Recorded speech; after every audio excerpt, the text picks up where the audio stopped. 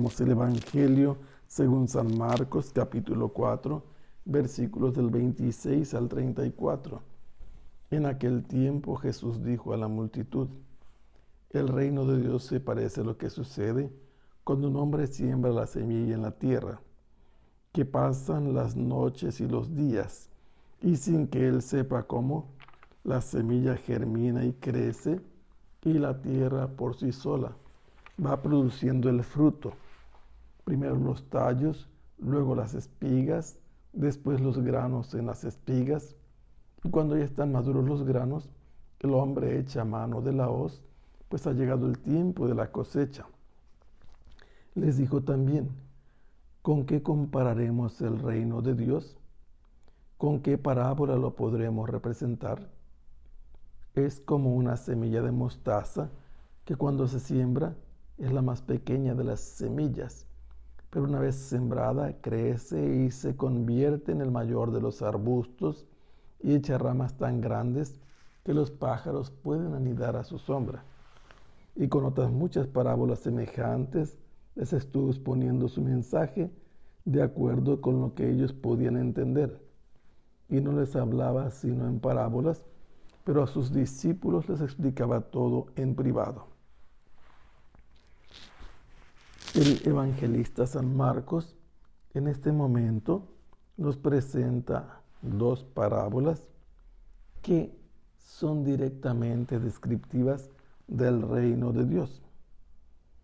Y el auditorio de esta proclamación del reino de Dios parece ser una muchedumbre o un auditorio anónimo, pero al que se incluían también los discípulos. Puede ubicarse en la zona de Galilea, pero no se nos dice exactamente en qué lugar se encontraba Jesús. Posiblemente en las cercanías del lago, pero lo cierto es que lo que Jesús quiere enseñar aquí es de qué manera Dios reina. Y compara el reino de Dios a la actividad de un hombre que siembra en la tierra un grano. Esta es la actividad del hombre. Él siembra, da el inicio a un proceso que puede prolongarse sin que él haga trabajos, porque él duerme o vigila, está despierto, sea de noche o sea de día, pero ya ha sembrado. Es importante notar un detalle totalmente palestino o hebreo que menciona el transcurso del tiempo, que pasan las noches y los días. Para los hebreos, el día comienza en la tarde o en la noche y la luz del día es la segunda parte de la jornada. Lo cierto es que el hombre hizo la primera actividad, sembrar la semilla. El resto es prácticamente una acción automática de la semilla. El hombre va a intervenir hasta después, cuando esté listo el momento de cosechar. Esta semilla tiene una fuerza interna que es descrita con una palabra en griego que significa automático. ¿Qué sucede? La semilla, una vez sembrada, mientras que el sembrador está inactivo, que vele o que duerma, que pase el tiempo de día o de noche, sucede que la semilla germina, comienza a crecer y luego brotan las espigas, el tallo, las espigas, y finalmente las espigas producen el grano, se llenan de grano, pero al final se maduran estos granos y es entonces cuando el hombre vuelve a la actividad. Toma la hoz porque ha llegado el tiempo de la cosecha. Pero esta semilla es la que va marcando el tiempo en que el hombre puede participar después de haber dado inicio a este proceso. Estas etapas que tiene el grano son las que van haciendo que el hombre participe con el momento de la cosecha. La tierra permite que todo esto tenga lugar.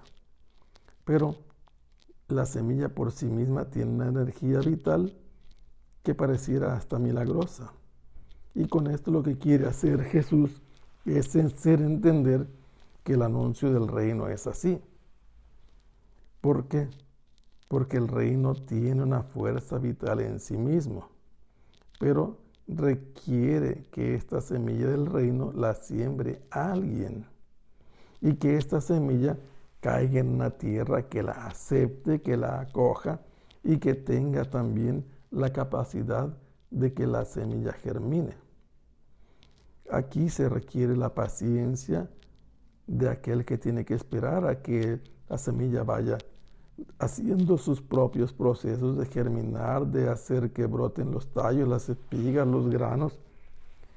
Todo esto permitirá nuevamente al que ha sembrado volver a cosechar, aunque pareciera estar inactivo, pero tiene que vigilar el crecimiento de la semilla. Así, es importante entender la misión que tiene quien va a propagar la palabra de Dios. Pero continúa diciendo Jesús que hay que comparar también con otra imagen o otra parábola el reino de Dios, cómo es que Dios reina. Y entonces lo representa con la semilla de mostaza, que como un proverbio se dice que es la más pequeña de todas las semillas. Una vez que se siembra, sucede algo parecido a lo que hemos hablado de esta semilla. Se va haciendo un arbusto, va alargando sus ramas, va llenándose de hojas, y estas ramas son tan grandes y tan largas que permite esta planta, que es una semilla insignificante, a los pájaros hacer nidos bajo sus ramas. De esta manera, el reino de Dios, que comienza de una manera insignificante, va caminando por sí misma, va extendiéndose, alargándose, y le permite a muchos participar de sus beneficios, como estas aves del cielo que se describen como hacedoras de sus nidos en las ramas que se han alargado a partir de una semilla de poca importancia y que al final beneficia a todas las aves. Las interpretaciones son interesantes. Muchos dicen que este pequeño objeto material vivo, que es una semilla, llega a ser un arbusto grande. Quiere hacer entender a los discípulos que deben tener confianza, porque poco a poco la comunidad cristiana va a crecer y va a involucrar a muchos en el reino, aunque los inicios de la iglesia y el reino en la iglesia sean insignificantes. Al final serán muchos los beneficiarios de toda esta actividad. Al concluir, se nos dice que Jesús todavía continuó enseñando muchas otras parábolas para exponer su mensaje, todo con la intención de facilitarles que ellos puedan entender los misterios del reino de Dios. Pero la manera de concluir este relato es sorprendente y descriptiva. Dice que a la gente les exponía solamente en parábolas, pero a sus discípulos en privado continuaba explicándoles todo, como ya lo vimos un poquito antes. ¿Y esto qué significa? Si ya antes en la lectura hemos visto que Jesús estaba en una casa y los familiares permanecieron fuera, y vimos el otro pasaje en donde se dice: los de fuera no entienden, a ustedes se les ha concedido conocer estos misterios, nos está invitando a ir más allá. Si alguien quiere verdaderamente entender la enseñanza de las parábolas, el anuncio del reino, no basta con escuchar superficialmente la enseñanza de Jesús. Es necesario entrar al grupo de Jesús, hacerse discípulos suyos para poder entender el significado profundo de los misterios del reino de Dios. y así entender mejor.